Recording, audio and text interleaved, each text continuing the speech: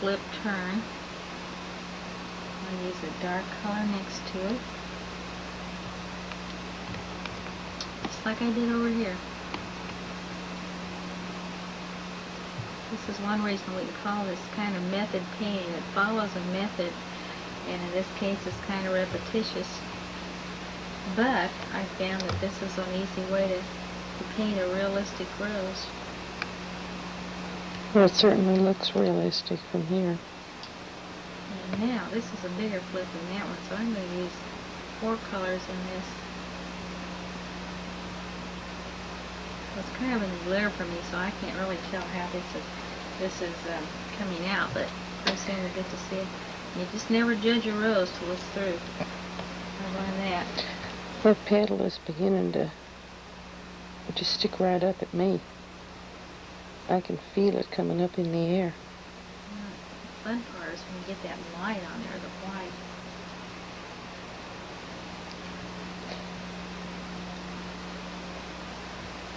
Okay, and I'm just blending along those 2 lines of color. Now, this is the fun part, putting this white in.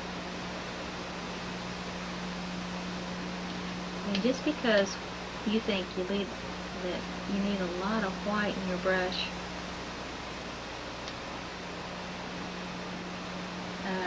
somehow you think you need a lot of white in your brush. You really don't need a lot of white in the brush. There's a lot of pigment in white. You can almost thin it down a lot thinner than a lot of paints. Some paints are very transparent. In other words, they're elusive when you put them on your surface. They kind of fade away.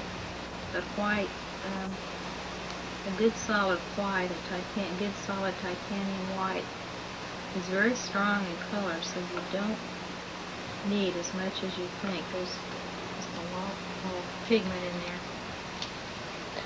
And let's mop this down a little bit. What I'm doing is I'm illuminating a lot of excess paint there. That way I can kind of roll around like that, and maybe look like the petal rolls around a little bit. Sure does. Okay, now this is so long and thin here. We need a little reflected light here. We'll take a little white and put just a little bit in one spot, and maybe just a little bit up here, so that secondary reflected area isn't quite as long and thin. Okay, now maybe you can see the shadow coming out back there. Sure can. And up here even. I know what I forgot up here. I need a little reflected light up on this one too, to make this petal stand out a little bit more. Just one little spot or two.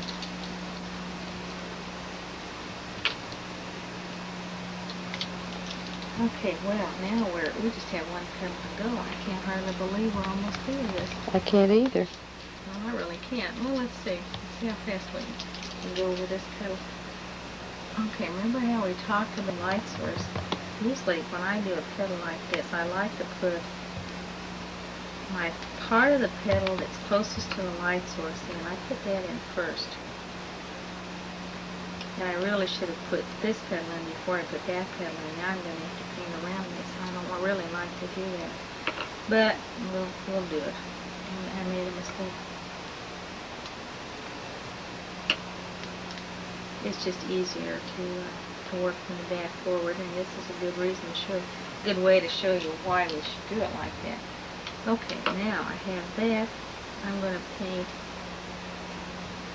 my basic petal form in. So I'm using a color I haven't used much of before, my prepared palette. And talking about a prepared palette, I prepared all my colors beforehand, so I didn't have to brush mix my colors. My thinking was done ahead of time, and I didn't have to waste time brush mixing on my palette, thinking what color should I use here. I already had my palette with the colors prepared, and all I had to do was reach into the colors according to value and according to warm and cool. Okay, so you can see I'm color placing some of these two colors, but I'm going to apply other colors over this. Okay, now I can see I have my line there. I'm kind of clean my brush a little bit.